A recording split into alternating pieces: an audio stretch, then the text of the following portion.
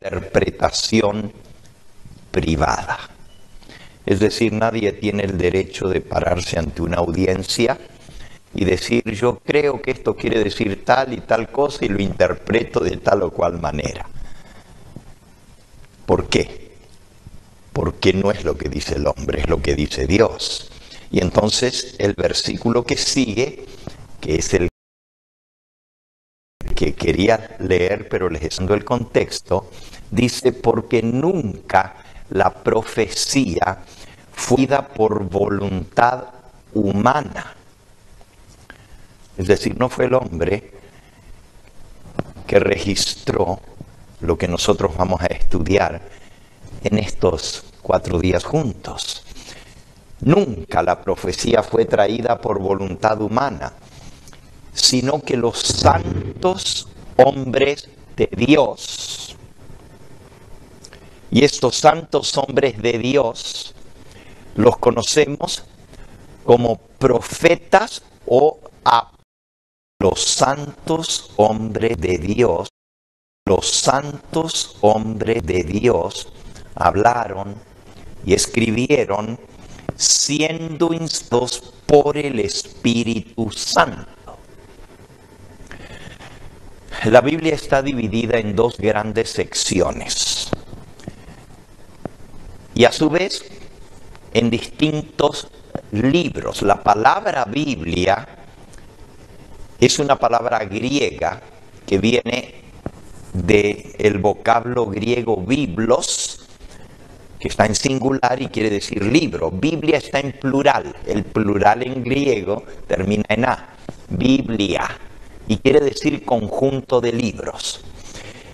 Y en total la Biblia tiene 66 libros escritos por diferentes autores. Algún autor escribió más de un libro de las Sagradas Escrituras.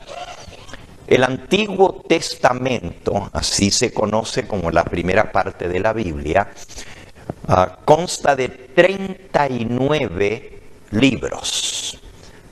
39 libros. Se escribió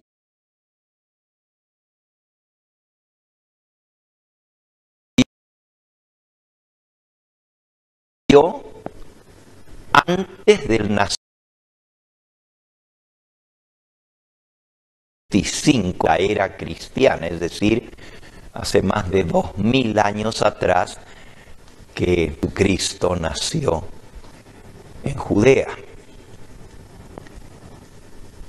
Los profetas del Antiguo Testamento vivieron antes de que Cristo naciera.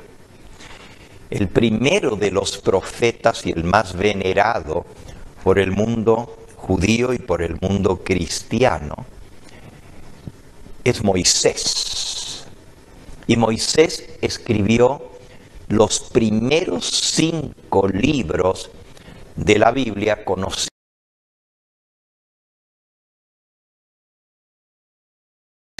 como el Pentateuco. Pero el Antiguo Testamento se escribió en el idioma hebreo, el idioma de los judíos. El Nuevo Testamento se escribió después de Cristo, por los apóstoles de nuestro Señor Jesucristo. Y realmente casi la totalidad de los escritores del Nuevo Testamento fueron apóstoles. Ellos escribieron en el idioma griego, que era la lengua franca después de la conquista del Imperio griego, que dominaron el mundo. Alejandro Magno fue el gran conquistador que anexó a su imperio, el imperio greco-macedónico, pues más de 160 naciones. Literalmente, naciones del mundo fueron conquistadas por Alejandro Magno. Y Alejandro Magno venía de Grecia, impuso el idioma griego en todas esas naciones y llegó a ser el idioma hablado por el mundo entero, literalmente.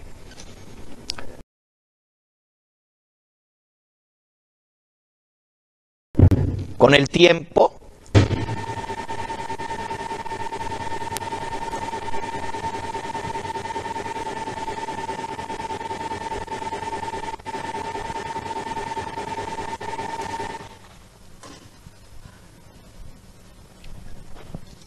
estamos aprendiendo la primera noche.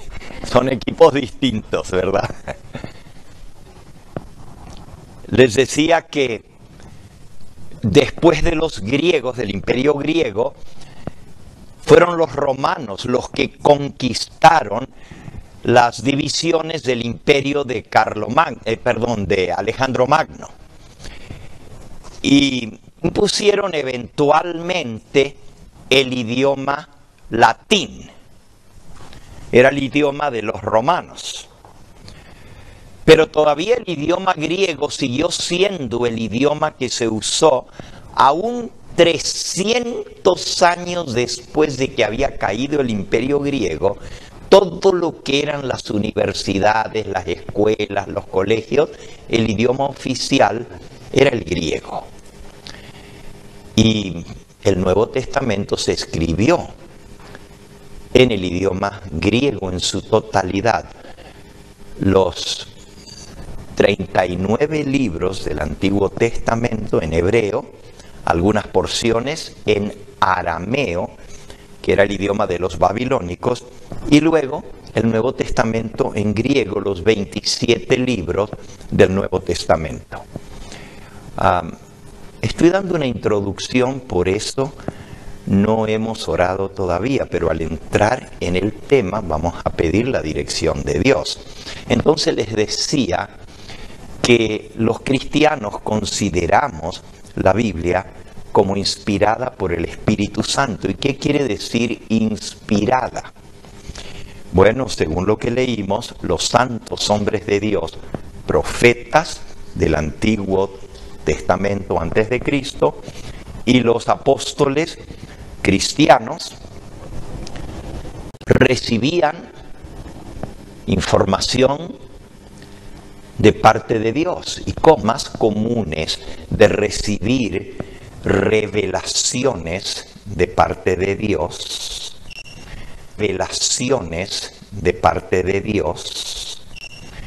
son por sueños y visiones.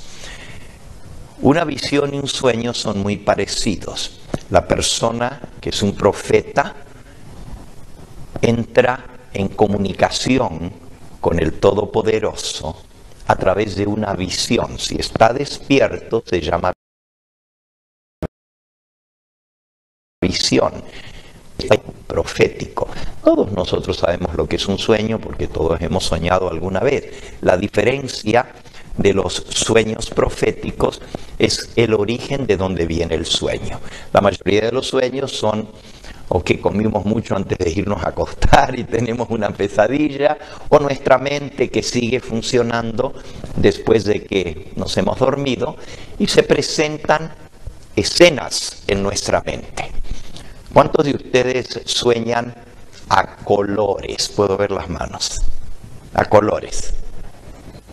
¿Cuántos sueñan en blanco y negro? Algunos sueñan en blanco y negro, otros sueñan a colores. ¿Y cuántos sus sueños tienen sonido?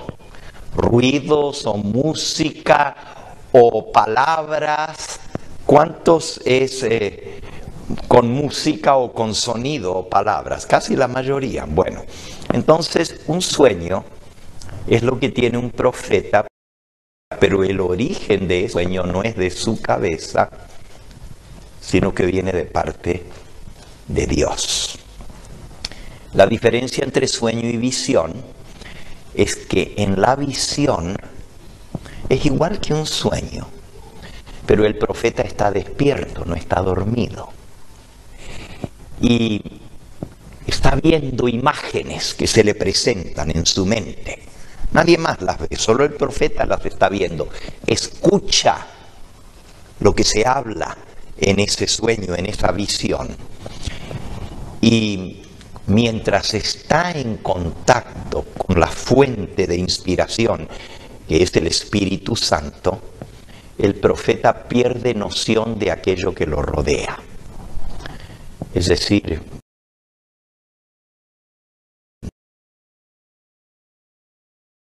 no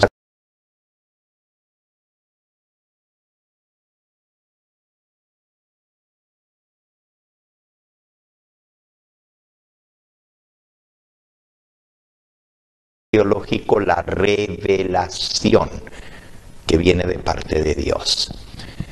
Y también recibe la misma inspiración cuando registra lo que vio. Hay dos procesos que se utilizan para escribir la Biblia. El primero es revelación y el segundo es inspiración. La revelación es la información que Dios le da a través de sueños y visiones al profeta.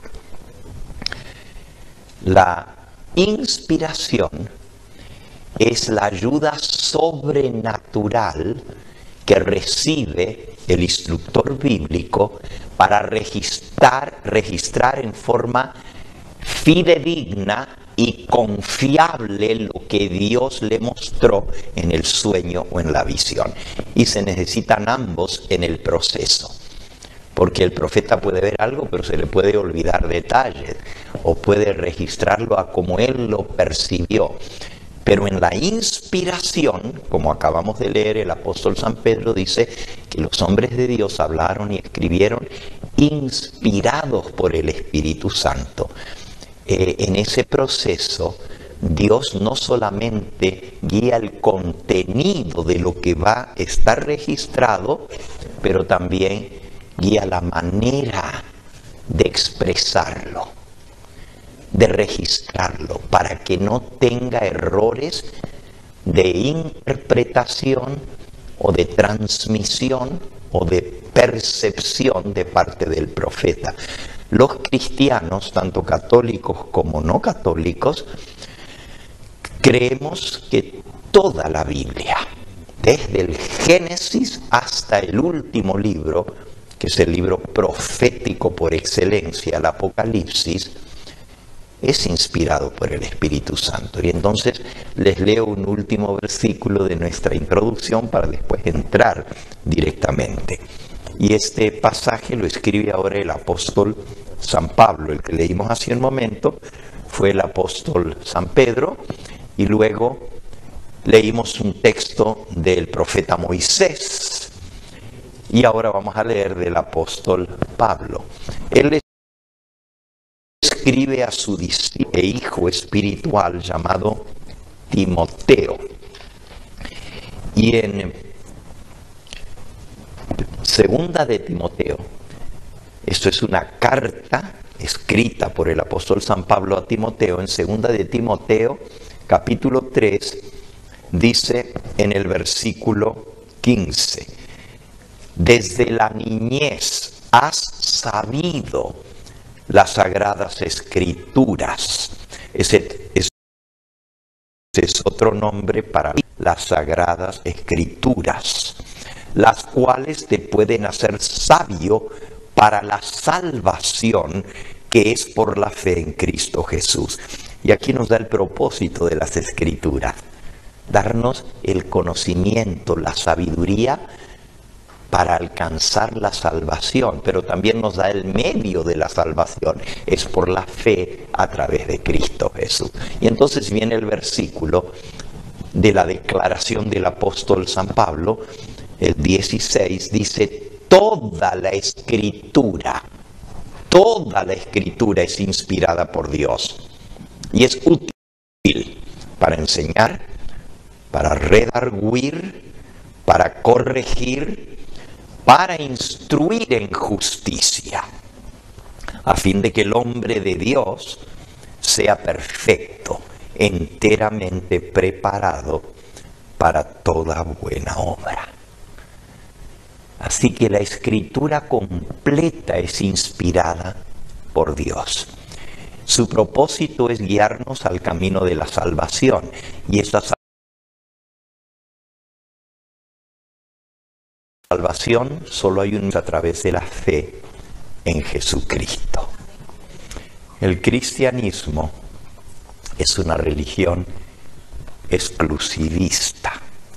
Cuando digo exclusivista, es porque el fundador del cristianismo, que es Cristo, declara que Él es el camino. Él es la verdad, no una verdad, ni una parte de la verdad, sino la verdad absoluta. Y Él también es la vida eterna. Y nadie puede venir a conocer a Dios si no es a través de Él, de Jesucristo.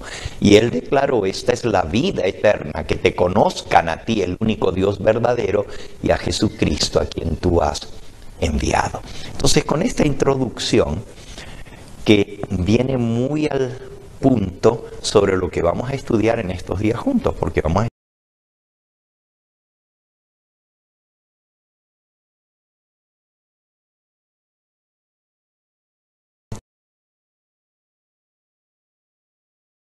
estudiar profecía. Y profecía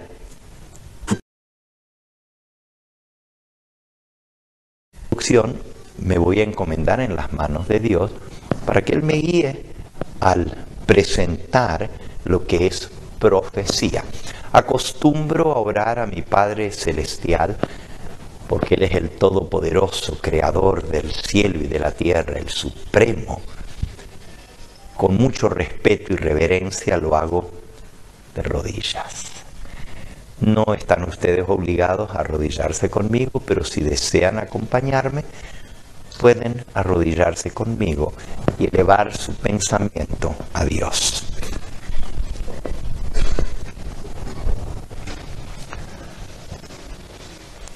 Amantísimo Padre y Dios nuestro, a través de Jesucristo, nuestro intercesor,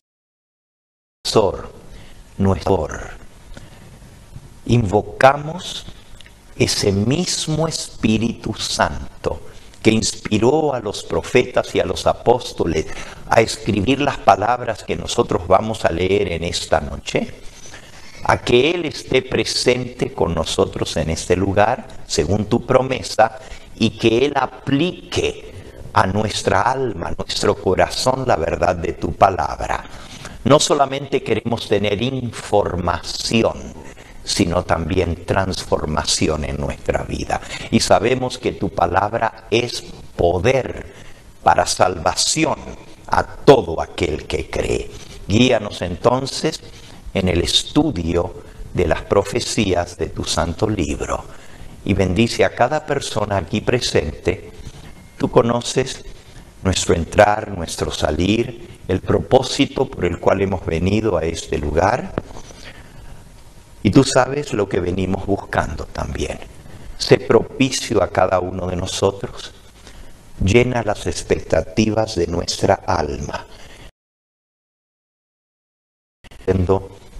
Fue bueno venir a escuchar la palabra de Dios. Te lo pedimos con humildad. Este servidor suplicándote que tú me uses como un instrumento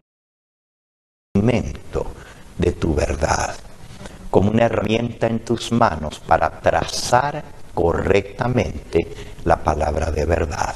Y lo suplico en el nombre de Jesucristo, nuestro bendito Salvador. Amén.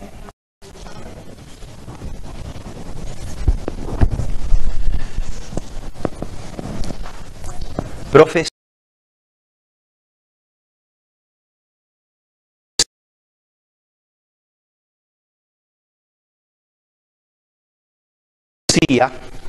Predecir el futuro está muy de moda, pero es tan antiguo como la existencia de la raza humana.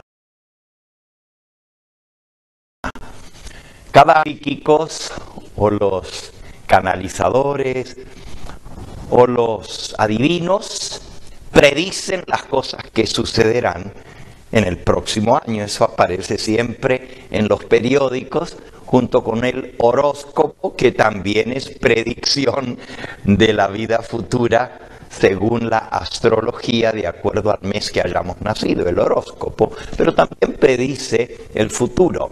Pero las personas que dicen tener ese don de predecir el futuro, cada año predicen lo que va a traer el nuevo año.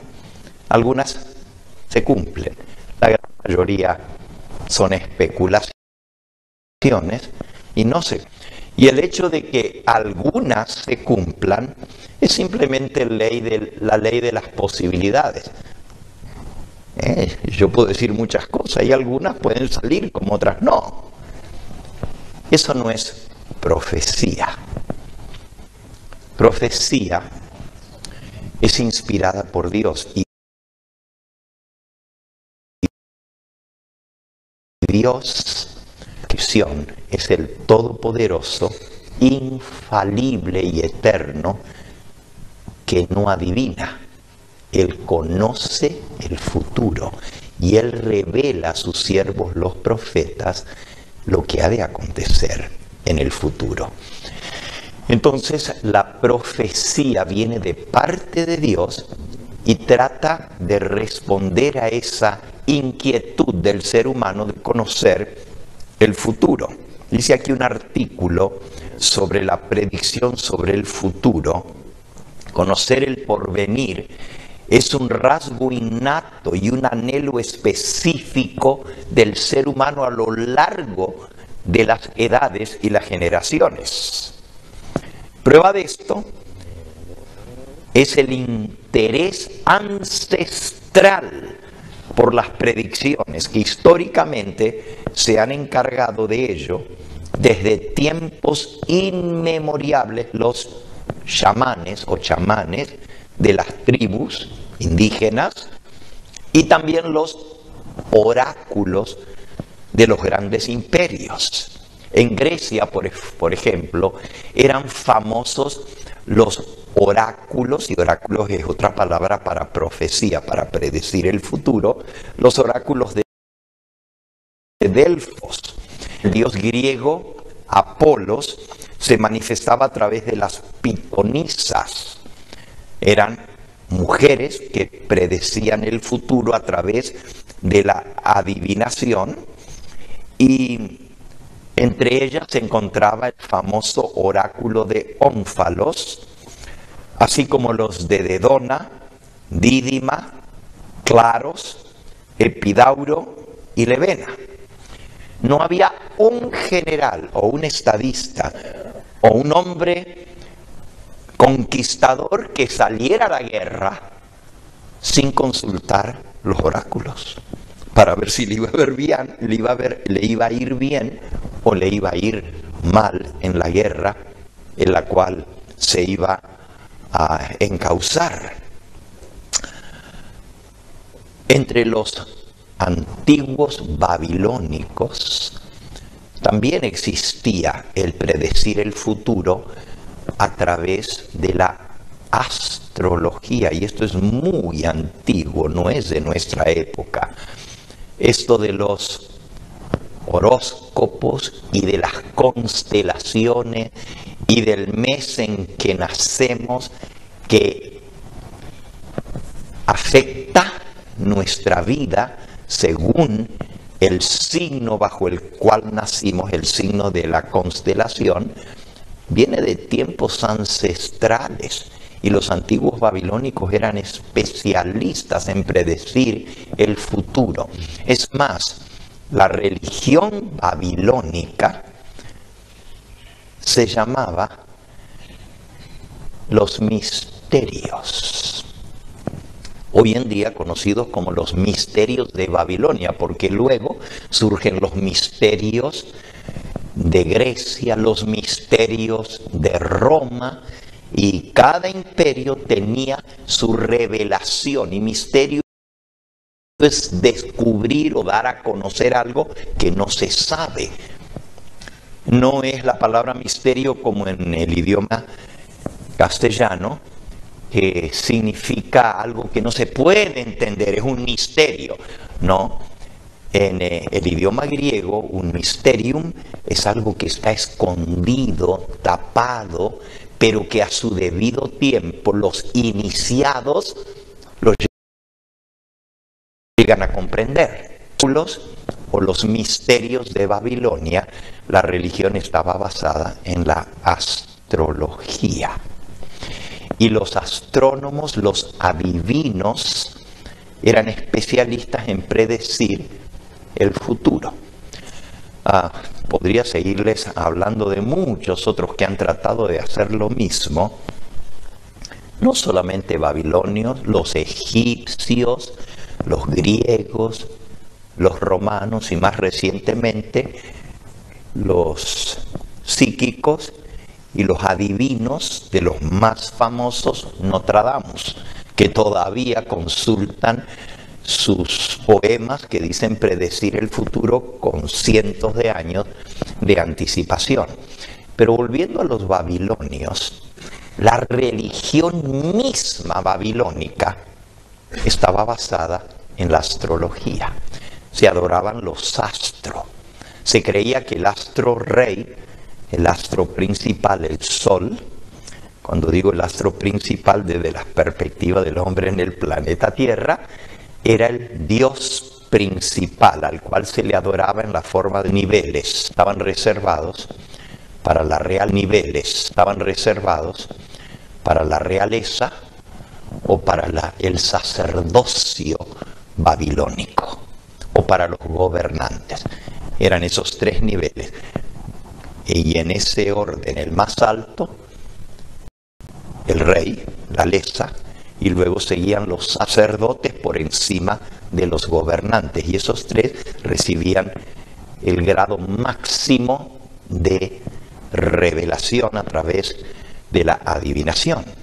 Eran considerados prácticamente semidioses en la tierra los que podían predecir el futuro. Y estamos hablando de una generación y de una cultura muy avanzada, aún lo que estamos hablando de cientos y cientos de años antes del nacimiento de Cristo. El nuevo imperio babilónico, porque el antiguo imperio babilónico duró varios siglos, tuvo una caída porque vinieron otros imperios que invadieron, pero eventualmente resurge bajo el rey Nabopolassar y su hijo, el rey Nabucodonosor, muy famoso en la historia. El constructor de los famosos jardines colgantes de Babilonia, de la ciudad Babilonia, que estaba sobre las márgenes del río Éufrates, y estaba dividida en dos la ciudad. El río pasaba por el medio. La Babilonia del este se conocía como la Babilonia de la luz, y la del otro lado del río, donde se ponía el sol, porque el río corre de norte a sur y divide la ciudad en este y oeste, se conocía la ciudad como la ciudad de la noche o de las tinieblas, la luz y las tinieblas. Y la religión babilónica buscaba balancear los dos poderes, del bien y del mal. El poder del bien representado por la luz y el poder de lo malo representado por las tinieblas. Y sin que se me ofendan ninguna de las amables personas que me están escuchando en esta hora, tristemente, entre los babilónicos, el dios Sol, el dios de la luz, era el dios supremo, y la diosa Luna tenía mucho poder también, reinaba sobre la noche, pero era el símbolo del mal, mientras que el Sol era el símbolo del bien. La religión babilónica buscaba de balancear el bien y el mal, y según quién estuviera encima era como iban las cosas en la nación. Ese mismo concepto lo heredan los persas, el próximo imperio mundial, y de ahí viene el zoroastrismo, con Zoroastro, el gran filósofo persa, y el dualismo. El dualismo es enseñar que existen dos poderes eternos, el bien y el mal. Al observar lo que hay en el mundo nos damos cuenta que hay mucho, el zoroastrismo busca como religión, y de ahí viene la religión de Zoroastro, la religión persa, busca balancear, igual que los babilónicos. Y de ahí viene el famoso yin y yang. Ustedes los han visto, un círculo dividido negro y blanco, ¿verdad? El yin y el yang. Y todas las religiones orientales utilizan esos símbolos para el bien y el mal. Después vienen los griegos, que desarrollan aún más estos conceptos, y eventualmente los romanos. Pero hoy vamos a ir a la primera profecía que se encuentra en el libro del profeta Daniel. Está en el Antiguo Testamento. Los dos libros proféticos por excelencia en la Biblia, aunque hay muchos profetas y muchos dieron predicciones que se cumplieron al pie de la letra, el más impresionante es el libro del profeta Daniel. En el Nuevo Testamento también hay muchas predicciones, por supuesto. Jesucristo tiene un sermón profético, y no es mi propósito en estos días juntos estudiar ese sermón profético de Cristo, pero es impresionante porque las cosas que están pasando en el mundo hoy en día, todas Cristo las expresó que iban a ser señales de su pronto regreso a esta tierra, y se están cumpliendo al pie de la letra. Y hasta el Señor Jesucristo dijo: cielo y tierra pasarán, pero mis palabras no pasarán. Ahora, la profecía bíblica es muy distinta a la profecía de los adivinos, de los oráculos. Precisa, exacta, te cumple al pie de la letra. Es más, la profecía bíblica podríamos decir que es la historia del mundo escrita antes que la historia sucediese. ¿Y cómo se puede escribir la historia si dio? Eso es profecía. Profecía te describe, pero en un detalle tan exacto, los acontecimientos que van a regir el flujo y reflujo de las naciones, que puedes identificar con el correr de la historia el cumplimiento de esas profecías, en algunos casos de centurias antes, y en las profecías más impresionantes y más largas de la Biblia, milenios antes, están descritas con un detalle impresionante. Bueno, habiendo entendido que la religión babilónica estaba basada en los misterios y en predecir el futuro, no es raro encontrar que el rey de Babilonia, el más poderoso en la historia del imperio babilónico, si buscan el libro del profeta Daniel, nos da primero un trasfondo histórico, el primer capítulo, y cuenta que Daniel, que era un hebreo,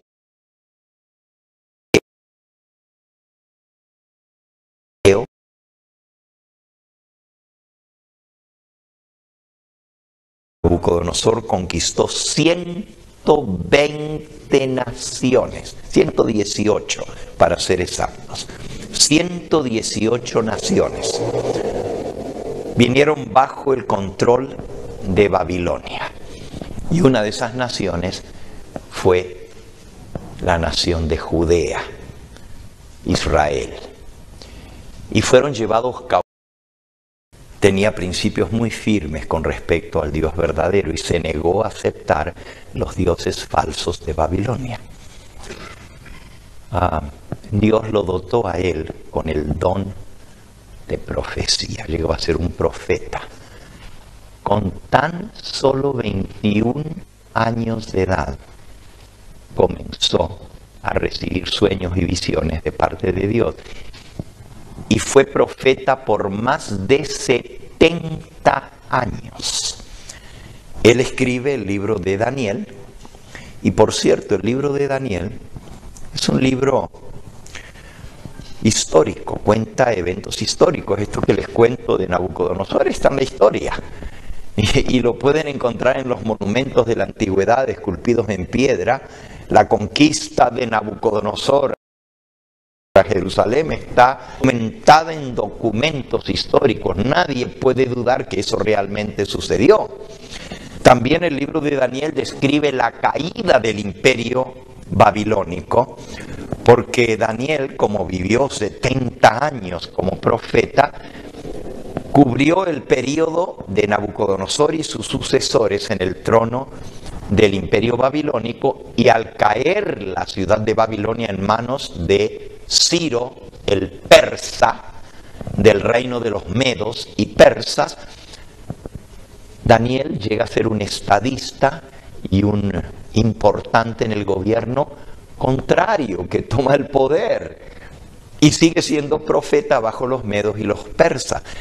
Daniel cuenta la caída de Babilonia, y por años el libro de Daniel se ponía en tela de juicio su autenticidad. Cuando digo autenticidad, es que se hubiese escrito cuando dice haber escrito, alrededor del año 600 al 550 antes de Cristo, o 530 antes de Cristo, 70 años. A lo largo de esos años, Daniel tuvo visiones y sueños. Pero las profecías que están en el libro de Daniel son tan exactas, que dejan pasmados. Y los escépticos el libro de Daniel diciendo, pero ¿cómo alguien puede saber el futuro? Estamos leyendo como si fuera la historia, pero alguien lo tiene que haber escrito después que los acontecimientos sucedieron. No más que lo escribieron como profecía, pero ya ha sucedido, porque si no, ¿cómo se va a saber el futuro con tanta exactitud? Hoy en día ya no está más en tela de juicio la autenticidad y la historicidad del libro de Daniel. Hay comprobaciones fehacientes que el libro de Daniel fue escrito en la época de Nabucodonosor y sus sucesores, por documentos que lo corroboran sin lugar a duda. No voy a entrar a hablar de la historicidad de Daniel, pero si alguno tiene interés, busque en el buscador de su computadora historicidad del libro de Daniel, y va a ver que ha sido atacado, pero desde algunas décadas para aquí, con los descubrimientos arqueológicos de las excavaciones de la antigua Babilonia, se han descubierto documentos históricos que corroboran que el libro de Daniel se escribió cuando dice haber sido escrito. Por ejemplo, solo como ejemplo, la existencia de un tal rey Belsasar, que según el relato del libro de Daniel, fue el último rey de Babilonia, Belsasar. Pero resulta que la historia mundial dice que el último rey de Babilonia fue Nabonido. Y las listas de reyes, tanto de los egipcios como de los griegos, de los persas y de los romanos, los grandes historiadores de la historia de Babilonia, han Nabonido. Mencionado en ningún libro de historia en la antigüedad, solo la Biblia lo mencionaba. Y los que atacaban el libro de Daniel decían que el último rey de Babilonia era Belsasar. ¿Y cómo va a ser el último rey de Babilonia si todo el mundo sabe que el último rey de Babilonia fue Nabonido? Pero cuando se excava la ciudad de Babilonia, los babilonios tenían un sistema de escritura que se escribía sobre tabletas de arcilla. Cuando todavía el barro estaba semiblando, se imprimía, dibujaba con cuñas, lo que se conoce cuneiforme.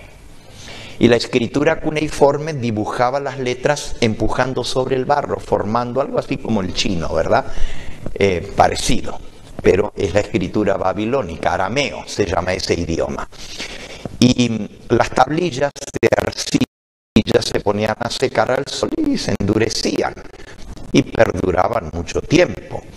Pero las que eran muy valiosas y querían que se guardaran aún más, se ponían en hornos y se hacían ladrillo, y eso era, solo que las quebraran, era la única manera de romperlas, y aún quebradas, los arqueólogos las encuentran y las unen y pueden leer lo que estaba escrito hace miles de años atrás, en esas tablillas cuneiformes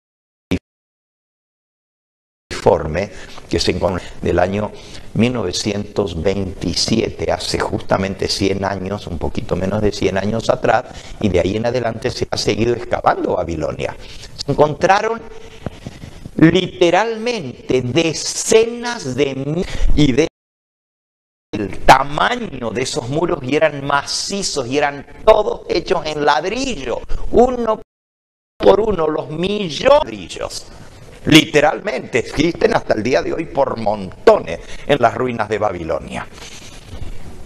Dentro del muro, Nabucodonosor mandó a construir plataformas. Hacía una pared y le hacía un techo, y arriba de eso le ponías tierra como maceteros gigantescos,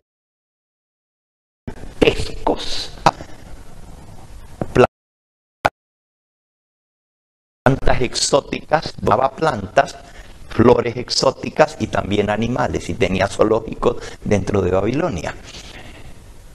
Después de esa se ponía otra plataforma, y así todo a lo largo, alrededor del muro, tenía esas plataformas de ladrillo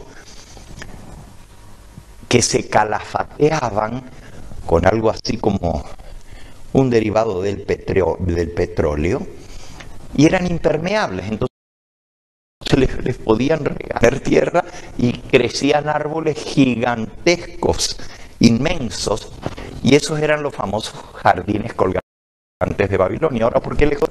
Porque debajo de esas plataformas era hueco, y todo alrededor de la ciudad por kilómetro eran los archivos de la ciudad, claro, los libros, la famosa biblioteca de Asurbanipal, con miles de volúmenes de todas las naciones traducidos al idioma babilónico, se guardaban allí. Pero un libro, si tenía el libro 500 páginas, pues ocupaba metros y metros para guardar en tablillas de barro el espacio, y todo eso estaba alrededor de los muros, también los registros oficiales del gobierno. Terminando mi ilustración, que ya se hizo muy larga,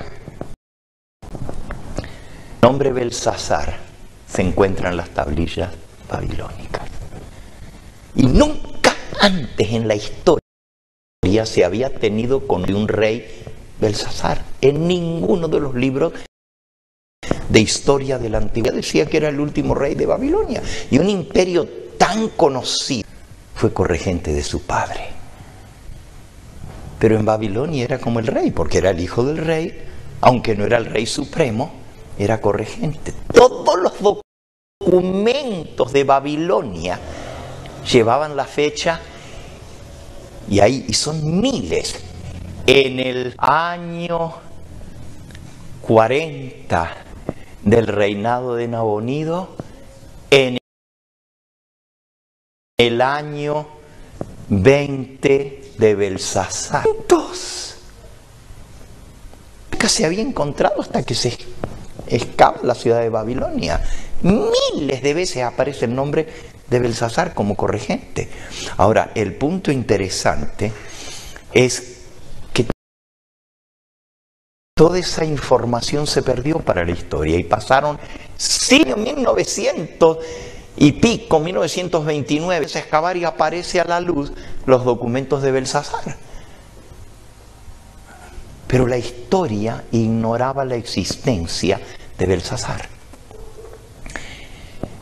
Los que criticaban el libro de Daniel diciendo que había sido escrito muchos siglos después el libro de Daniel y que el que lo escribió se hizo pasar usando el nombre de Daniel y entonces relató lo que había ya sucedido en el pasado, pero lo puso como profecía.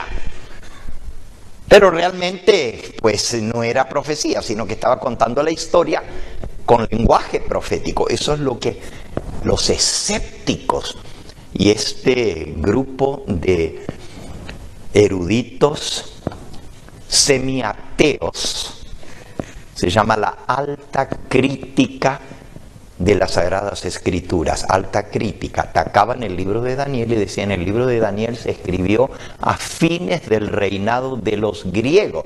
Después de los babilonios vino el imperio medo-persa, y después del medo-persa vino el imperio griego, y después de los griegos vinieron los romanos. Y estos decían que se escribió a fines del reinado de los griegos y principio del reinado de los romanos. O sea, es decir, siglos más tarde. Y claro, describía toda la historia, pero según ellos nadie puede saber el futuro. Por lo tanto, el libro de Daniel tiene que ser escritura tardía. Pero ahora viene la gran pregunta: ¿y cómo Belsasar dice que el que estaba en Babilonia reinando era... Perdón, ¿cómo Daniel dice que en Babilonia estaba reinando si la historia nunca lo registró? ¿Cómo sabía Daniel? Escribió 200, 300, 400 años más tarde. ¿Cómo sabía algo que ni los griegos ni los romanos registraron sobre Belsasar? ¿Y cómo sabía Daniel que él era el que estaba en el salón del banquete cuando Ciro invadió la ciudad? Y cuando se le apareció la mano escribiendo en la pared a Belsasar, Mene Mene Tekel Uparsin. ¿Cómo sabía el que escribió el libro de Daniel que cuando el rey manda a alguien que descifre la escritura porque no la entendía, llaman ya viejo y él les lee la escritura? Pero el rey le ofrece: el que me lea la escritura le voy a dar el tercer lugar en el reino. ¿Por qué el tercer lugar?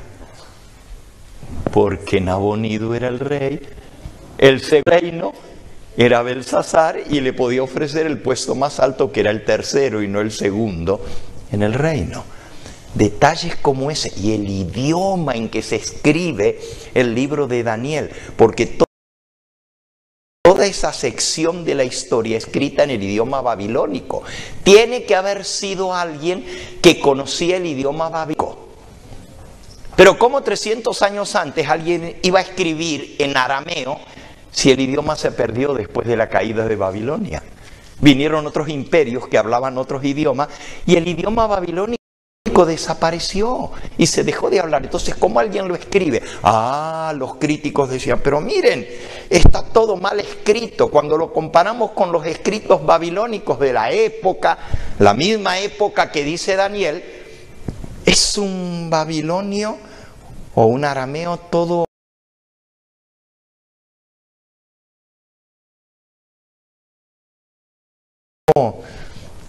raro, que no fue alguien que sabía bien el idioma y que lo escribió después. Se le dieron vueltas las tabas, porque cuando se descubren las tablillas, se descubre que en Babilonia no se hablaba un idioma arameo, se hablaban tres. El idioma alto, que era el de la realeza, el idioma medio, que era el de la nobleza y la gente educada, y el babilónico común, que hablaba el pueblo. Y el libro de Daniel está escrito en babilonio alto, que solo el élite de los que vivían y trabajaban en la corte podían saber ese idioma. Nadie más lo hablaba, ni el pueblo lo hablaba. Pero el libro de Daniel se escribe, y cuando ahora descubren las tablillas del reino de Babilonia, El idioma concuerda un 100% y ese idioma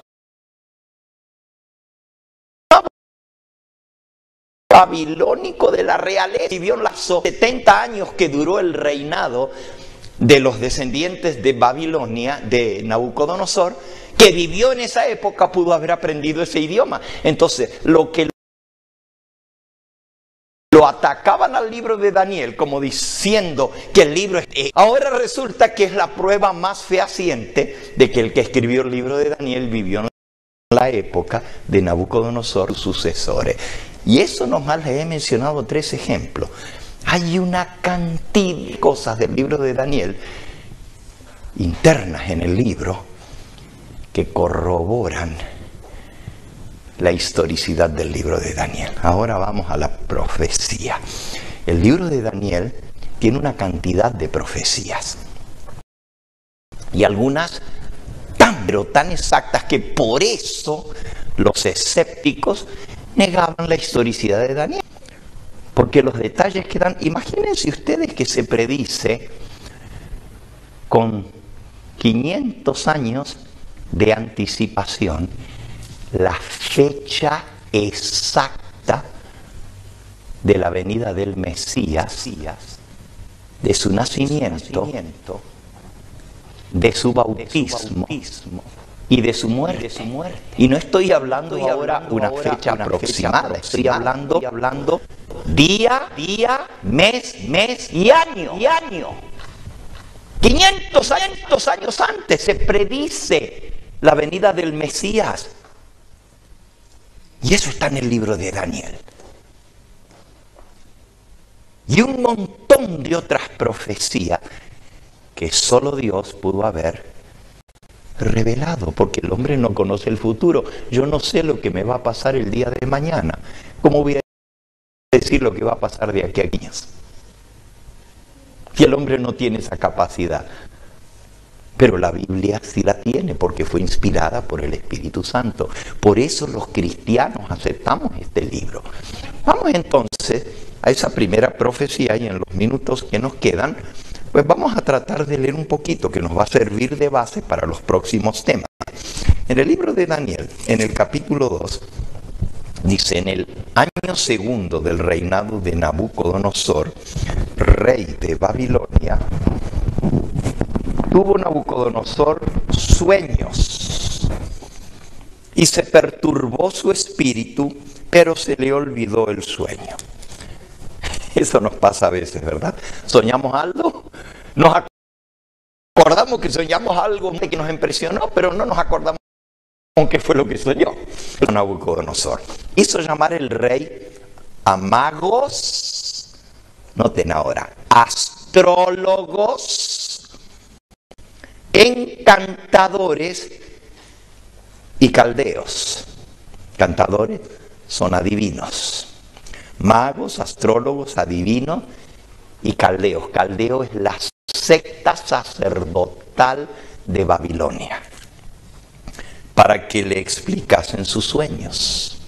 Y se presentaron delante del rey. El rey les dice: he tenido un sueño, mi espíritu se ha turbado por saber el sueño. Le hablaron los caldeos a... ¿Qué lengua? Aramea. Aramea tiene 2 puntos. Y comienza a decir lo que le dijeron al rey. Y entonces le dijeron: rey, para siempre vive. Desde ahí, desde donde está la palabra rey, que en arameo se dice meluca y en hebreo se dice meleja, son parecidos. El hebreo y el arameo son como el portugués y el español. Se parecen, no son iguales. Pero desde allí, desde la palabra rey en adelante, está todo escrito en arameo. Todo el capítulo 2, todo el capítulo 3, todo el capítulo 4, todo el capítulo 5, el capítulo 6, hasta el final del capítulo 6. Es decir, capítulo 2, 3, 4, 5 y 6. 12 capítulos que tiene el libro de Daniel están escritos en arameo. ¿En qué arameo? Arameo alto.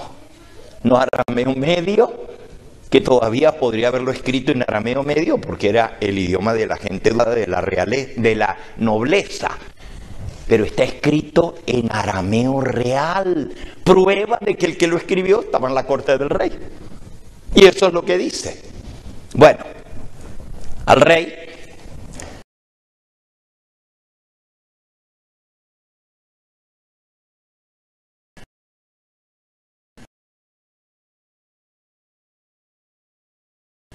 llama a estos y la realidad.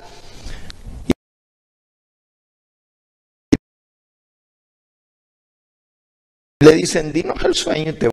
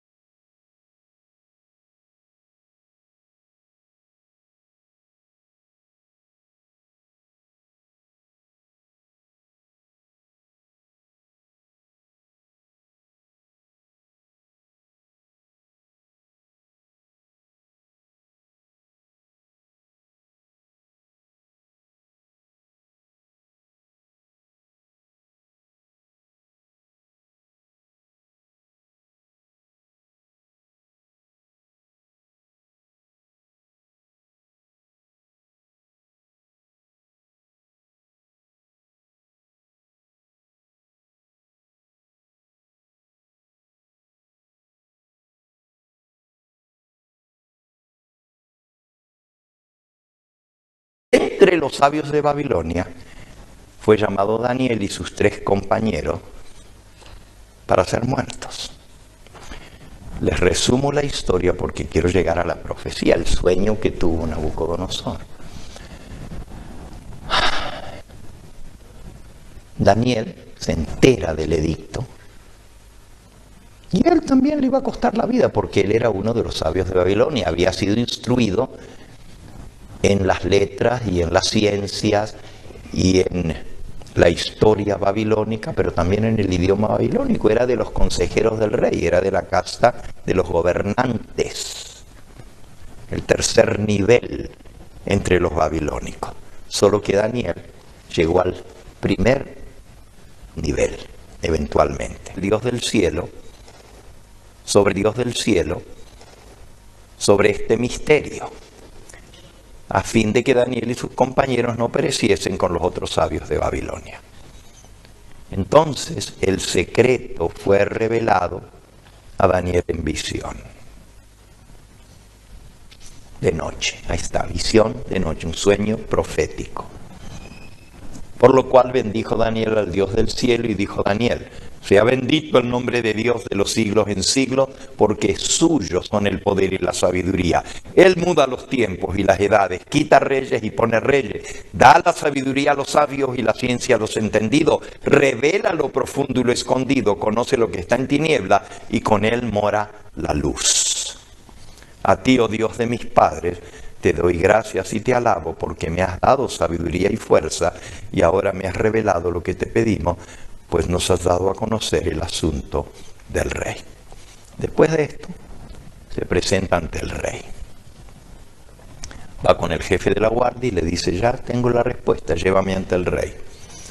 Y Arioc, pues, se quiere llevar la honra, encontré un hombre que te va a decir, pero no lo había encontrado él, había sido el mismo Daniel el que le pidió a Dios, no mates a los sabios de Babilonia. Ahora se presenta y Arioc, el jefe de la guardia, le dice, ha hallado un varón de los deportados de Judá, el cual dará al rey la interpretación. El rey le dice a Daniel, al cual llamaban Belsasar, este no es el rey Belsasar,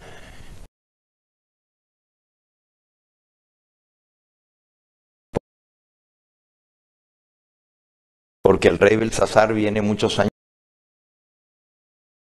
El nombre Daniel quiere decir Dios es mi juez. Pero Belsasar quiere decir siervo de Bel, que es uno de los dioses de Babilonia, servidor de Bel. El rey le dijo, ¿podrás hacerme saber el sueño que yo vi, su interpretaciones?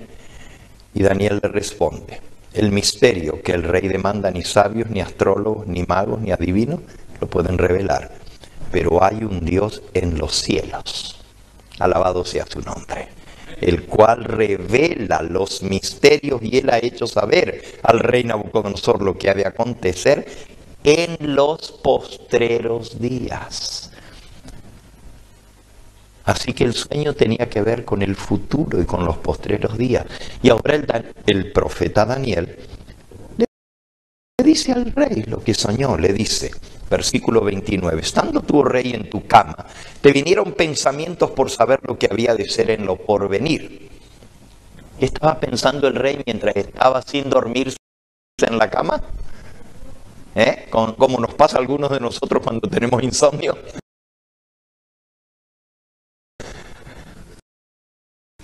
Dice, tú eres en el futuro, en lo porvenir.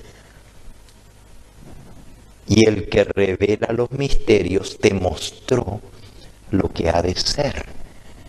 Y a mí me ha sido revelado ese misterio, no porque en mí haya más sabiduría que en todos los vivientes, sino para que se dé a conocer al rey la interpretación y para que entiendas los pensamientos de tu corazón. Daniel le dice al rey hasta lo que estaba pensando en su cama antes de tener el sueño. Ahí sí le atrajo la atención al rey. ¿Y cómo sabe lo que yo estaba pensando? Ahora sí soy todo orejas. Y Daniel comienza. Tú, oh rey, veías, y aquí una gran imagen. Esta imagen que era muy grande y cuya gloria era muy sublime. Estaba en pie delante de ti, su aspecto era terrible.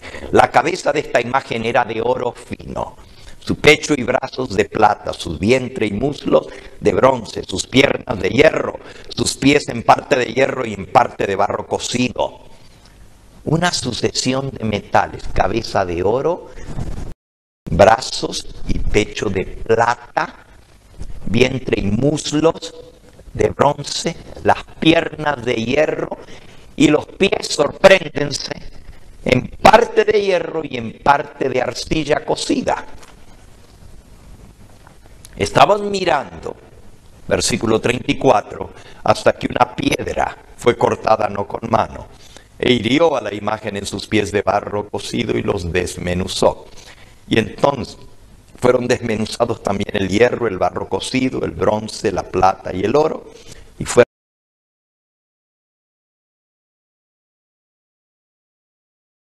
como el verano, se los llevó el viento, de ellos quedara rastro alguno.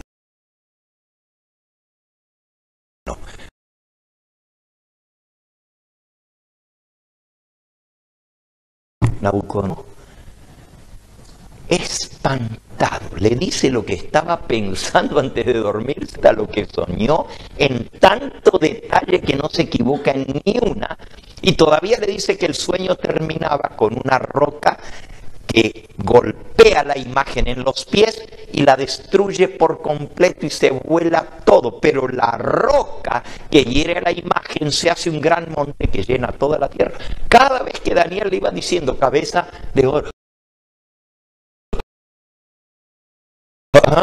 decía Nabucodonosor, de plata, sigue. Uno por uno, él iba corroborando que eso era exactamente lo que había soñado. Pero ahora viene la interpretación. Dice, este es el sueño, también diremos la interpretación en presencia del rey. Tú, oh rey, eres rey de reyes. 120 naciones tenía bajo su dominio y los reyes de todas esas naciones le servían. Tú eres rey de reyes. El Dios del cielo te ha dado reino, poder, fuerza y majestad. Y donde quiera que habitan los hijos de los hombres y bestias del campo y las aves del cielo, Él los ha entregado en tu mano. y te ha dado el dominio sobre todo. Tú eres aquella cabeza de oro. ¿Cómo se habrá sentido el rey? El oro es el más valioso de todos los metales y la cabeza es lo más importante del cuerpo. Yo soy la cabeza de oro, dijo el rey. ¡Wow! Pero luego dice, después de ti, él quería saber el futuro, qué va a pasar después de mí. Después de ti se levantará otro reino. Aquí está hablando de reinos, no de reyes en particular, de reinos. Otro reino inferior al tuyo, representado por la plata. Y luego un tercer reino, representado por el bronce, el cual dominará toda la tierra. Y el cuarto reino será fuerte como hierro, y como hierro desmenuza y rompe todas las cosas, desmenuzará y quebrantará todo. Y lo que viste de los pies y de los dedos, en parte de barro cocido de alfarero y en parte de hierro, será un reino dividido. Mas habrá en él algo de la fuerza del hierro, como viste el hierro mezclado con el barro. Y por ser los dedos de los pies en parte de hierro y en parte de barro cocido, el reino será en parte fuerte y en parte frágil, como el hierro y el barro. Y así como viste el hierro mezclado con el barro, se mezclarán por medio de alianzas humanas, pero no se unirán el uno con el otro, como el hierro no se mezcla con el barro. Es increíble cómo Daniel interpreta este sueño y le dice al rey, reinos de la tierra, y todo esto me pertenece. Y si tú me reconoces, te postras delante de mí, te entrego todos los reinos del mundo. Mantengan eso en mente. Dios rige, pero hay alguien que usurpa, Satanás, el mal. Pero los reinos gobernados sobre este mundo, los imperios, no son por el capricho del ser humano ni por el poder de conquista que tuvieron. Es porque hay un Dios en los cielos que quita reyes y pone reyes. Y todo sucede de acuerdo a lo que Él tiene previsto. ¿Quién sino Dios va a describir el futuro de la humanidad a través de un sueño, de una imagen? El primer reino, Daniel lo identifica, es Babilonia. Y el imperio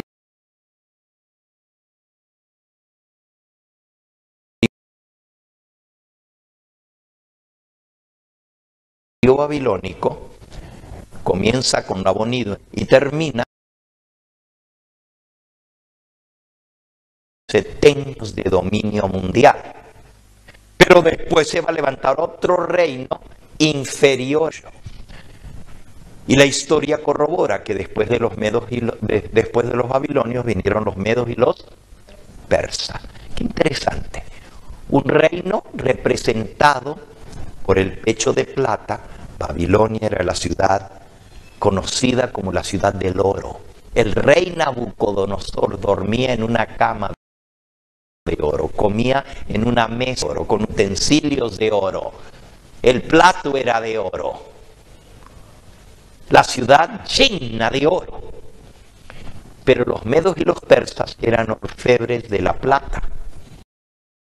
Y Dios escoge esos símbolos con un propósito. La plata representa el imperio medo-persa. Pero qué interesante. Hay dos brazos de plata unidos por el pecho. El reino de los medo-persas eran dos naciones diferentes que se unen para conquistar al imperio babilónico. Y los medos y persas, el conquistador se llamó Ciro el persa, pero estaba unido con los medos.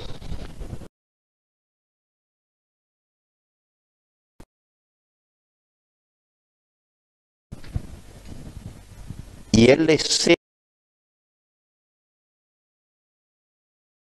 primero. Y él es el primer rey de los medos y los persas. Y después llega Darío al trono. Son medos y persas. Esa historia de la caída de Babilonia está en el capítulo 5 del libro de Daniel. Y Daniel fue testigo presencial de la caída del imperio babilónico en manos de los medos y los persas. Es el único que conoce los detalles de cómo cayó el reino babilónico en manos de los persas. El tiempo se me fue, pero solamente les cuento un episodio. Cuando la ciudad de Babilonia estaba sitiada por los ejércitos de Ciro, la ciudad de Babilonia tenía el muro, que ya les conté, se consideraba como una ciudad impenetrable. No hay manera de entrar. Belar, que era el rey que gobernaba la ciudad capital, se sentía seguro. Tenían meses de estar sitiando la ciudad, no la podían flanquear, no podían tomarla. Si les cuento los detalles que cuenta el historiador griego Herodoto de cómo era la ciudad y por qué era inexpugnable, es increíble lo que él cuenta, cómo era y cómo se defendían los babilonios. Pensaban que nunca iba a ser tomada la ciudad, pero cayó. Y esa misma noche, Darío de los medos, de los medos, y su sobrino, Ciro, tomó el poder. Pero miren el episodio pasó. Unas semanas antes, la ciudad estaba sitiada,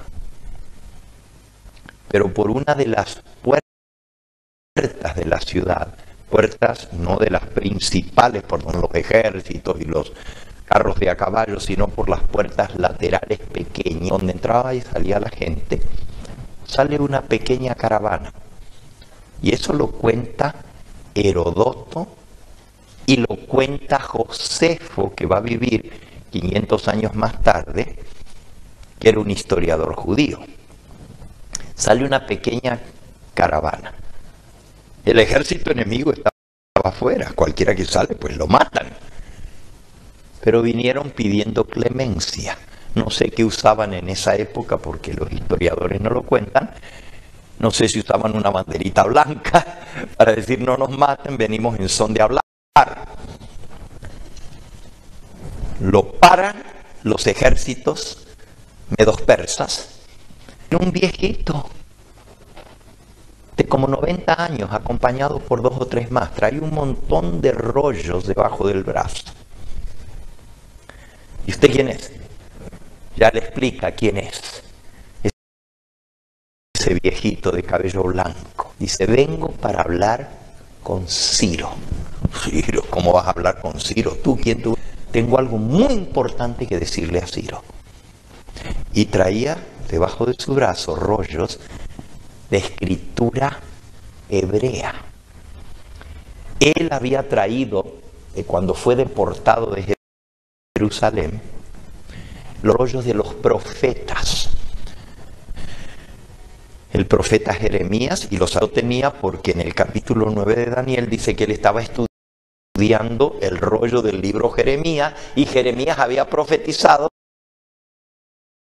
que la ciudad de Jerusalén iba a ser reconstruida de Nabucodonosor y que los judíos iban a estar cautivos en Babilonia 70 años. Y cuando se acercaba la fecha, Daniel comenzó a investigar y dice, bueno, el profeta dice que 70 años tiene que estar ya cerca la liberación del pueblo de Dios.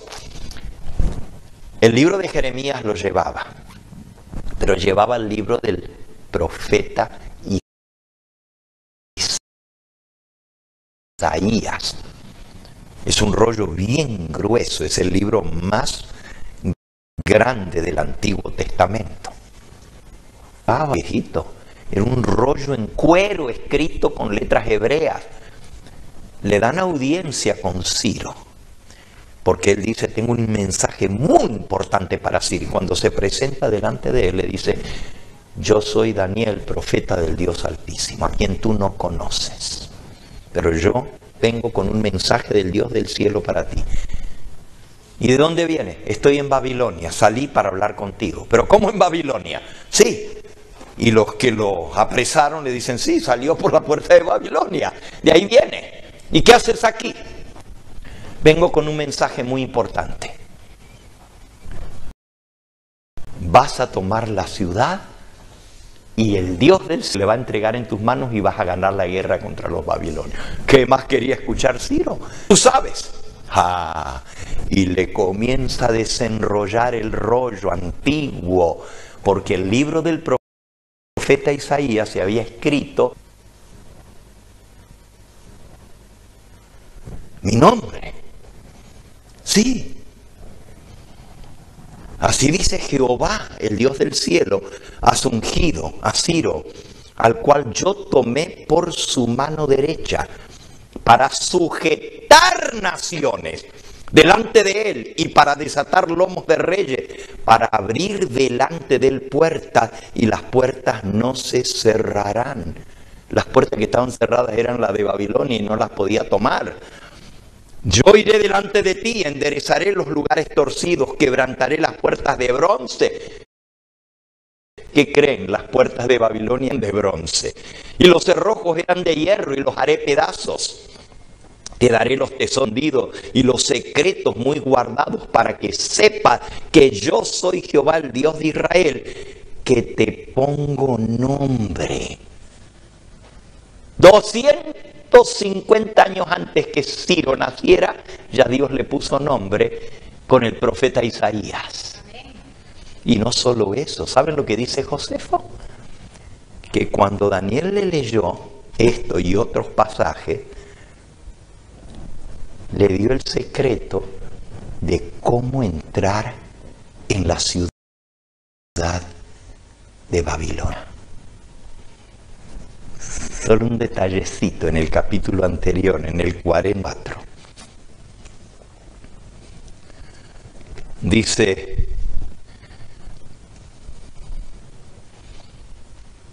versículo 27. El que dice a las profundidades, secaos, y tus ríos haré secar. Que le dice el que dice de Ciro, otra vez el Ciro. Ciro es mi y cumplirá todo lo que yo quiero al decirle a Jerusalén edificada y al templo serás fundado. Ustedes saben que Ciro fue el que dio la orden de regresar a los judíos a Jerusalén. Cumplió lo que Dios le dijo, porque estaba profetizado siglos antes. Pero también Dios le había dicho, tus ríos haré secar, y las puertas de ti, los rojos de hierro, los desmenuzaré.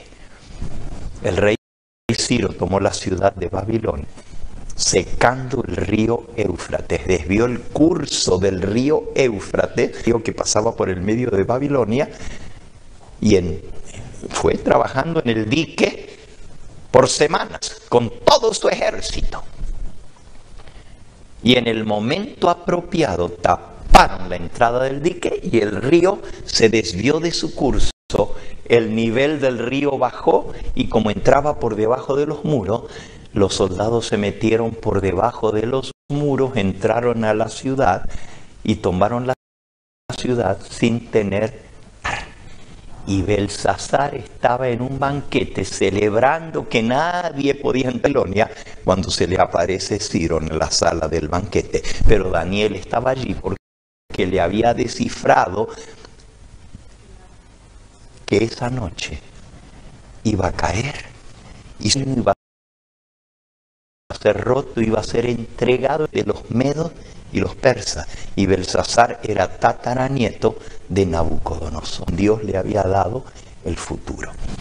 Esta noche tengo que terminar. El sueño no termina allí. Le predice que va a haber 4 imperios mundiales. Y la historia lo confirma. Babilonia, del 629 al 539 antes de Cristo. Medo-Persia, del 539 al 331 antes de Cristo. Los persas más de 200 años gobernaron el mundo. Siguieron los griegos, representados por el bronce, del 331 al año 168 antes de Cristo. Y el cuarto imperio mundial fue el más férreo, el más duro, el más cruel, pero el que más duró también, 750 años, dominó el mundo, el imperio romano, los césares romanos. Pero según la profecía, no iba a haber un quinto imperio mundial. El reino iba a ser dividido. La imagen tenía los pies y los dedos en parte de hierro y en parte de barro. Ahora es muy interesante porque el imperio romano no lo conquista otro.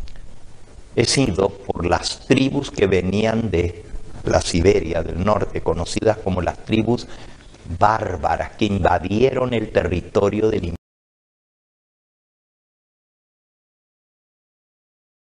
imperio romano. La ciudad de Roma cayó en las manos de los ostrogodos en el año 176 después de Cristo. Es decir, durante el periodo del Imperio Romano, 168 años gobernaron antes que Cristo naciera. Cristo nació en la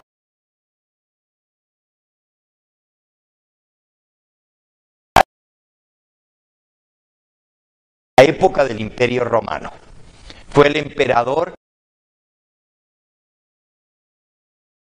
en la ciudad donde habían nacido, en Belén, aunque ellos vivían al norte en Nazaret. Y allá nació el niño, como el profeta Miqueas decía que iba a nacer en Belén de Judea.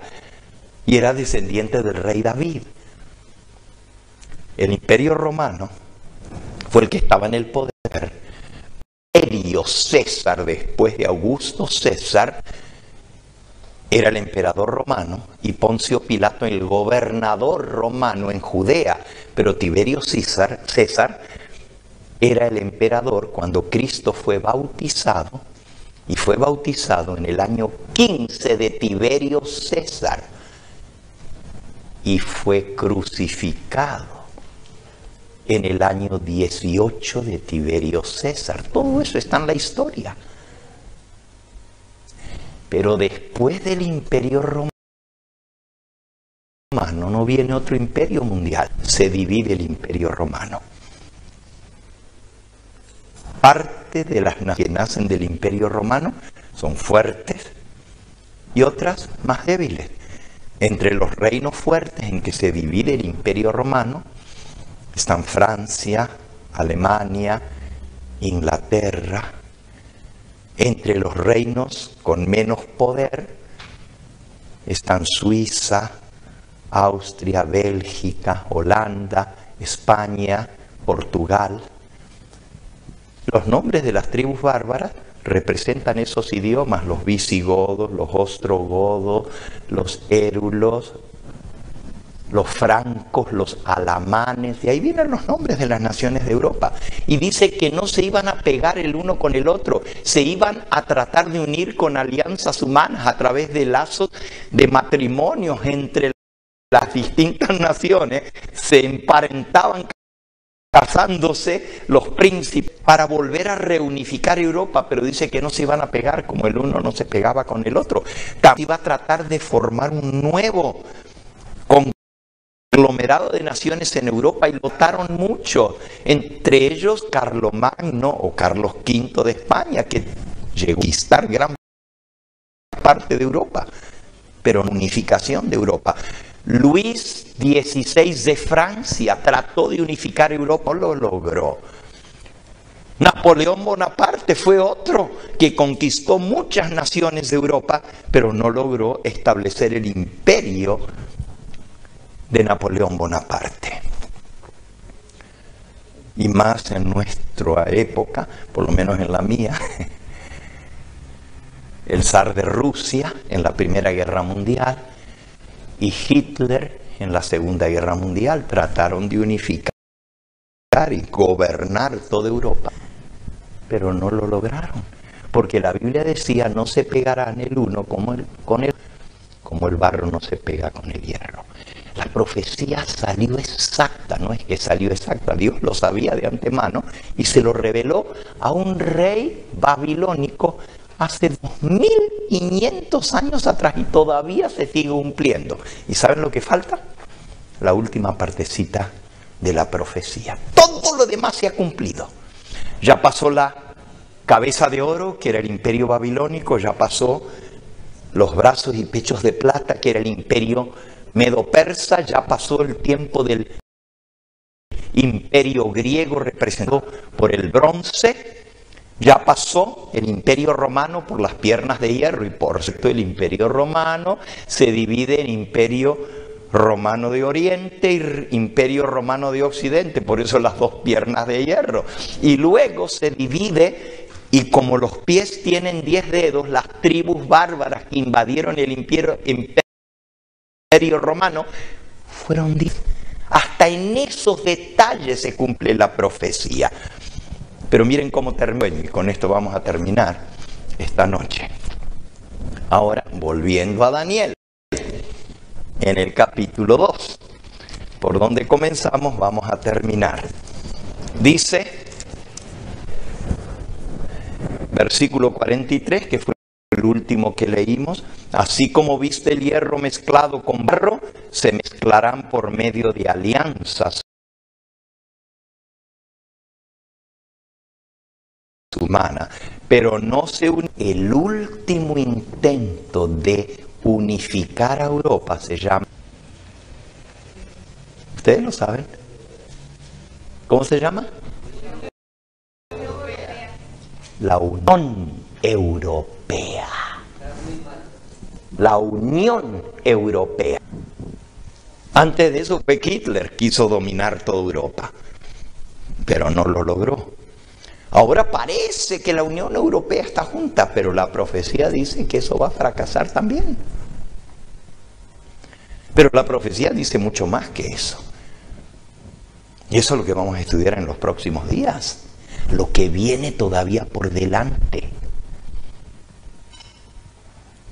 Y se van a sorprender porque la profecía señala dos grandes poderes mundiales que se van a unificar para lograr el control del mundo bajo el nuevo orden mundial, y eso está en la Biblia. Estados Unidos de Norteamérica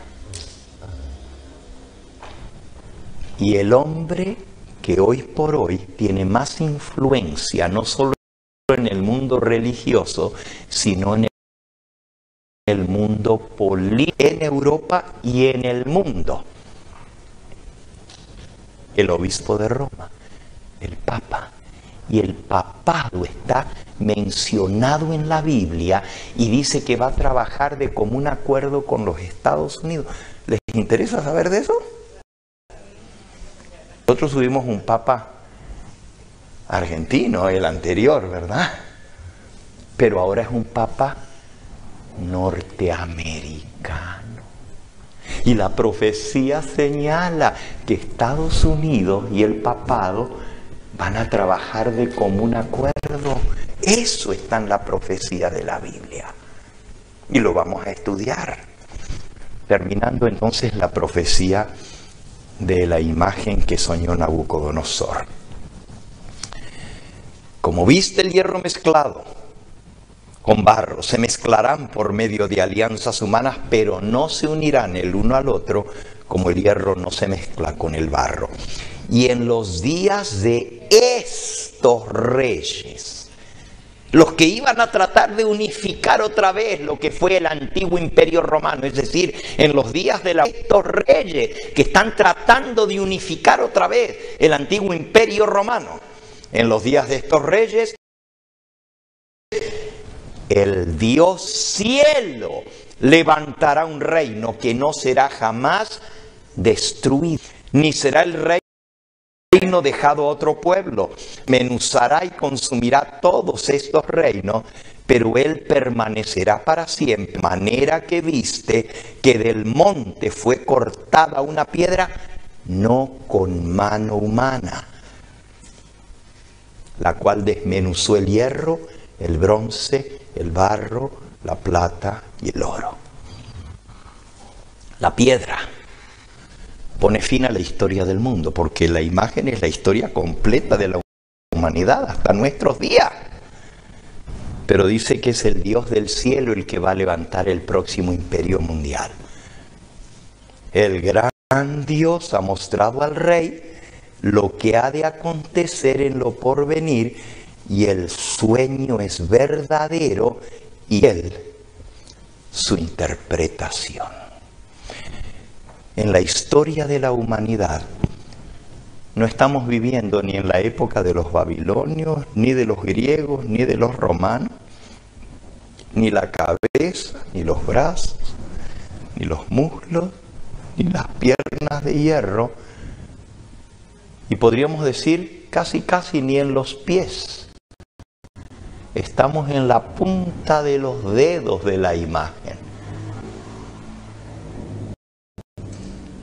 Y según la profecía, lo que sigue en los días de estos reyes, tratando de unificar Europa otra vez, es cuando el Dios del cielo va a levantar el reino eterno.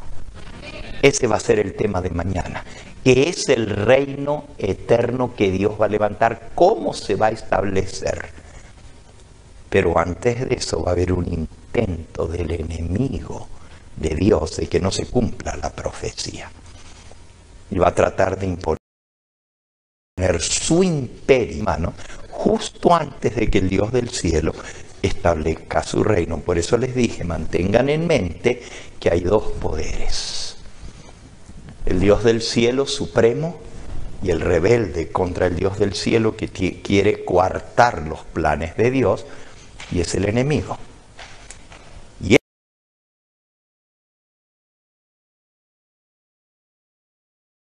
él va a salir victorioso, el Dios del cielo. Y la profecía se va a cumplir al pie de la letra como se ha cumplido hasta ahora. Estamos viviendo en las uñas de los dedos del pie de los pies de la imagen. Lo próximo que viene es el reino de Dios. Y tenemos la plena certeza que como se cumplió todo lo demás y no falló, se va a cumplir también lo último que dice la profecía.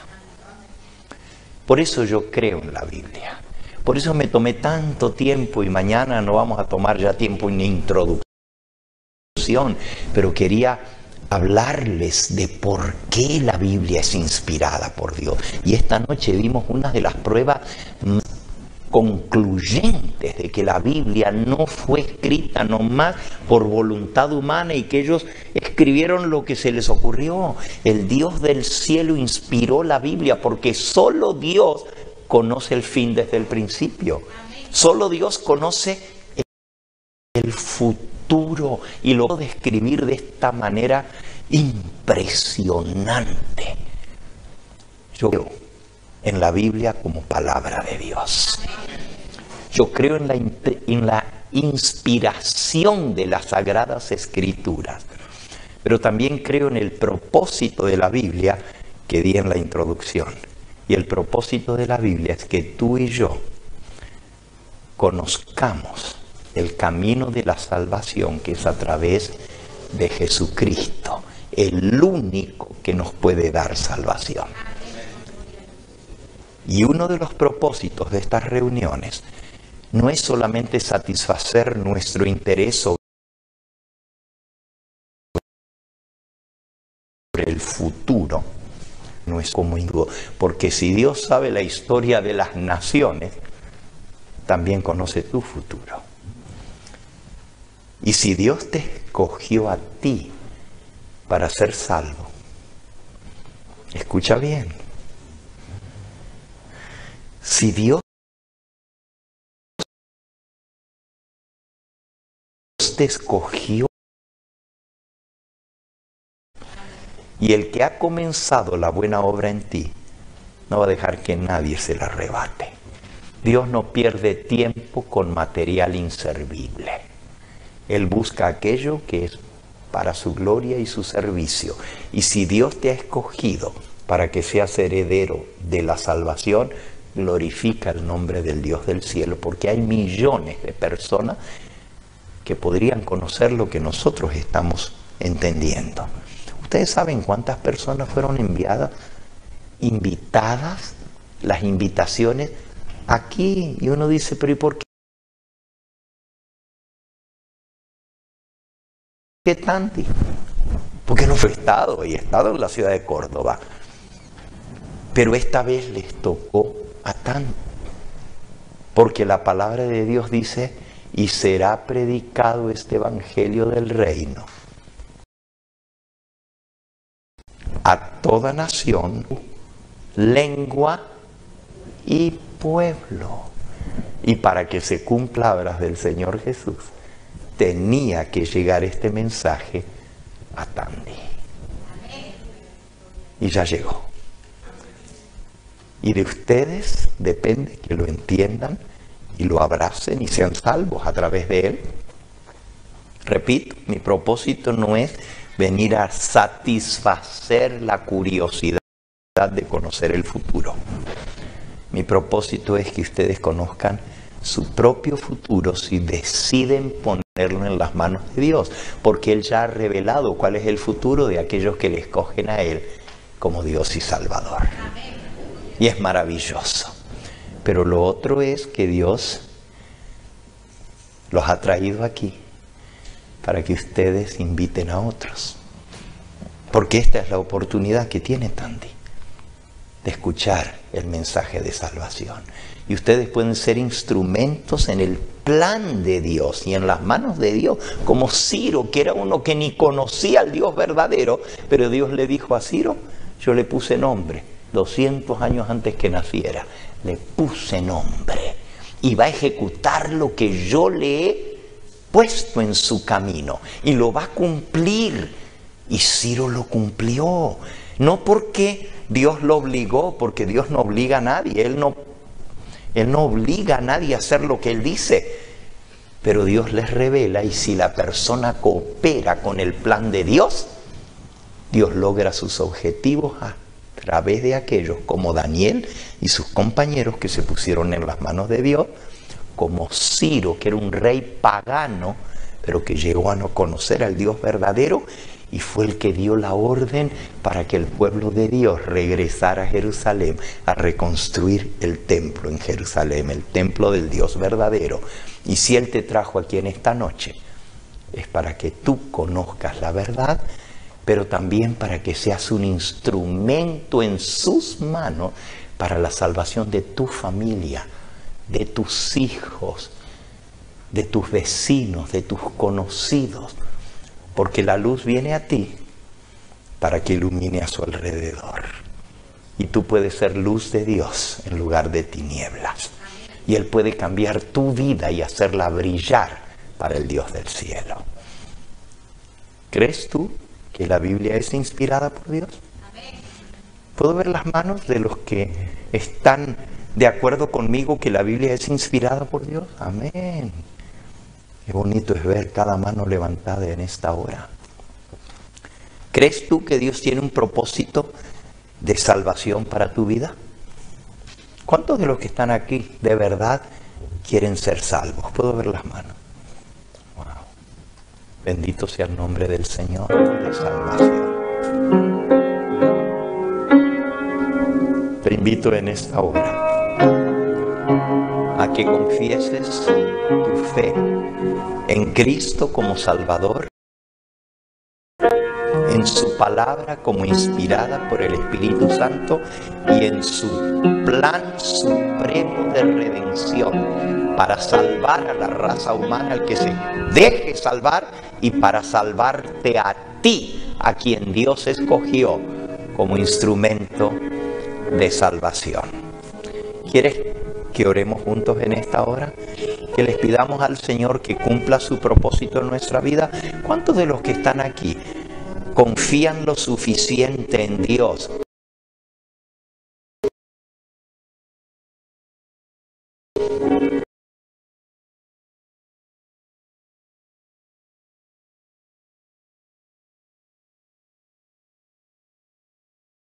mi futuro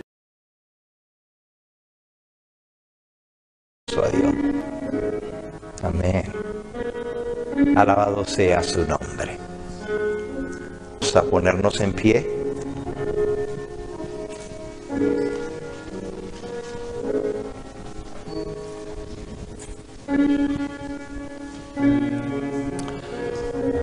Ayúdenme, yo no puedo cantar, pero tengo una esposa que canta bonito. Y vamos a cantar una estrofa de himno que dice: Salvador, a ti me rindo. También está algunas hermanas que vienen con nosotros que nos pueden bañar. Está Merari.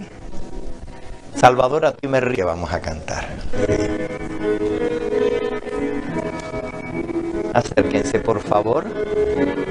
Y este es un canto de entrega. Acepto tu voluntad. Salvador, a ti me rindo, obedezco solo a ti.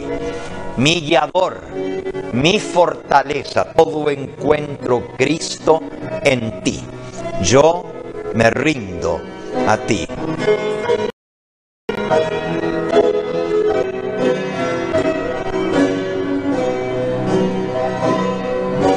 Salvador, a ti me rindo.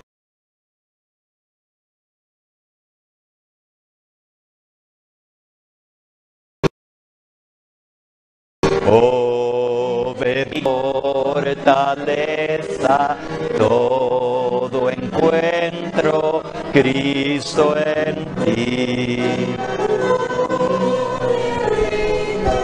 Yo me rindo a ti. Yo me rindo a ti. Mi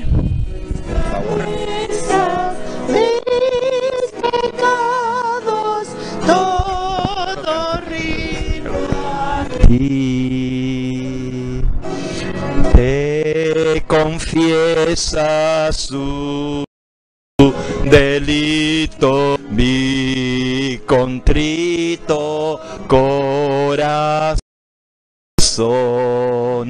Oye, Cristo, mi plegaria.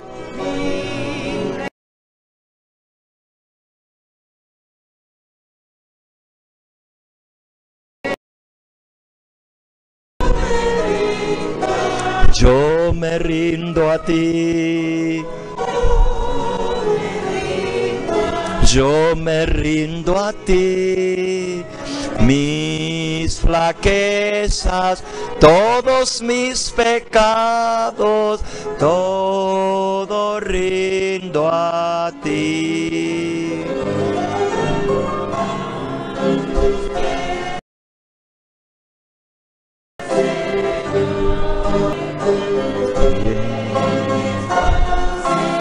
Y placer, que tu espíritu me guíe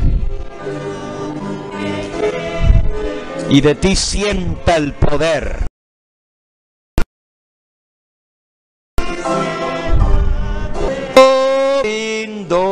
Yo me rindo a ti.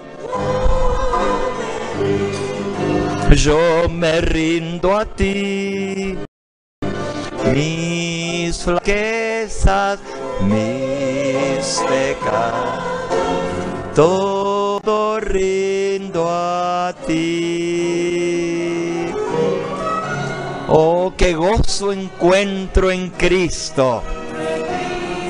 Cuánta paz a mi alma da.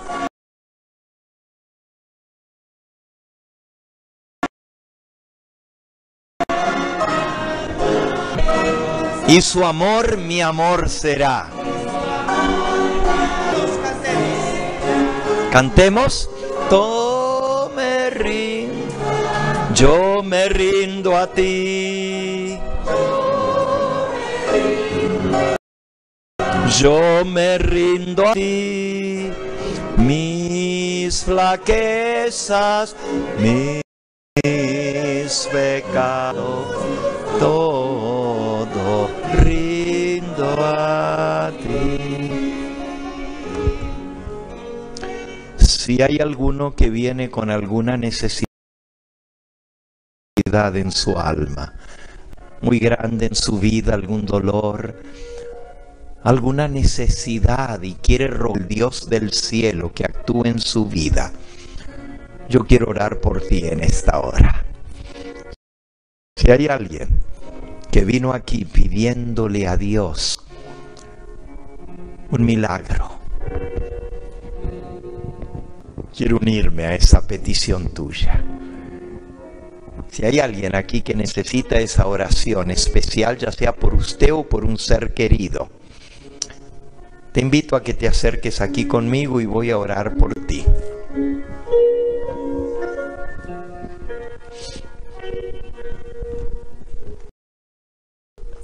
Bueno.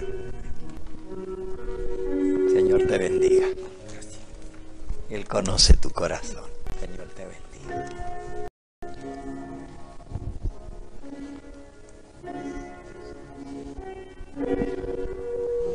Señor te bendiga. ¿Cómo estás? Saludarte. Si hay alguien más que necesita, acérquese en este momento y vamos a pedirle. Dios te bendiga.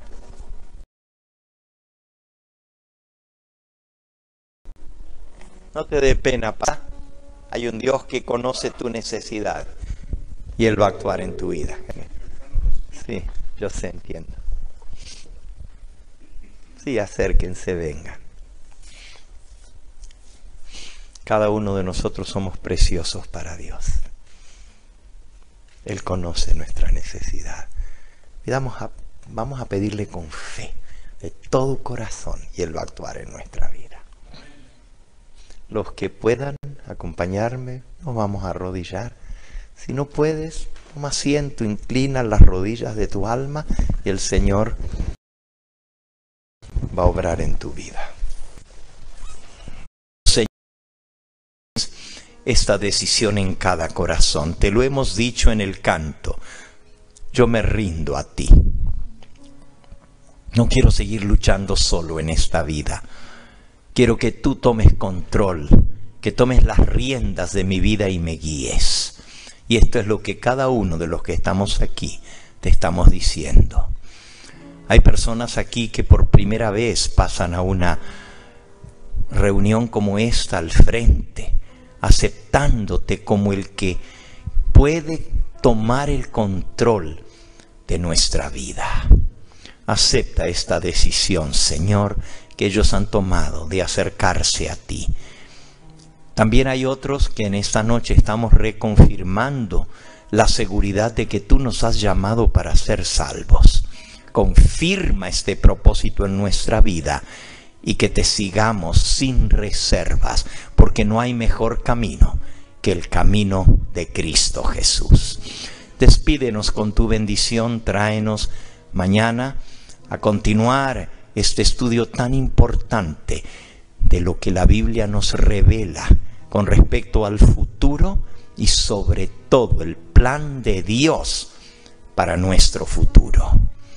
Bendice cada hogar aquí representado. Tú conoces el propósito por el cual estos hijos e hijas tuyas se han acercado aquí adelante. Vienen con un pedido muy especial en sus almas. Y tú que conoces todas las cosas, no vas a permitir que salgan chasqueados. Por el contrario, vas a obrar en sus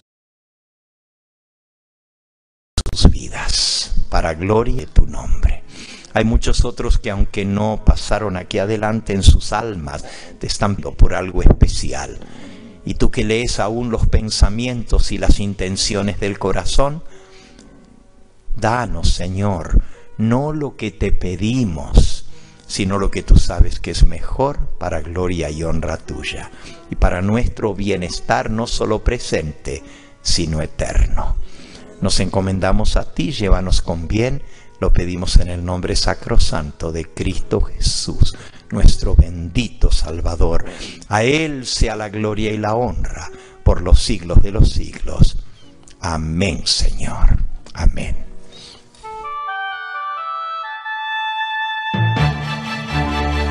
Este fue el Evangelio Eterno, su programa cristiano de actualidad bíblica, trayendo al mundo la verdad presente.